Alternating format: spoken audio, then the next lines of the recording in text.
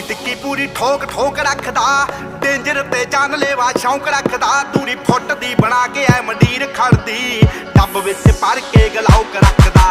ਟਿੱਕੀ ਟਿੱਕੀ ਪੂਰੀ ਠੋਕ ਠੋਕ ਰੱਖਦਾ, ਡੇਂਜਰ ਤੇ ਜਾਨਲੇਵਾ ਸ਼ੌਂਕ ਰੱਖਦਾ। ਦੂਰੀ ਫੁੱਟ ਦੀ ਬਣਾ ਕੇ ਐ ਮੰਡੀਰ ਖੜਦੀ, ਡੱਬ ਵਿੱਚ ਭਰ ਕੇ ਗਲਾਉਕ ਰੱਖਦਾ। ਉਹ ਖੂਨ ਨੂੰ ਦਲੇਰੀ ਰਹਿੰਦੀ ਪੰਪ ਕਰਦੀ, ਲੋ ਰਾਈਡਰ ਸੜਕੀ ਉੱਤੇ ਜੰਪ ਕਰਦੀ। ਅੱਲੜਾਂ ਦੇ ਸੀਨੇ ਠਾਰਦੀ ਆ।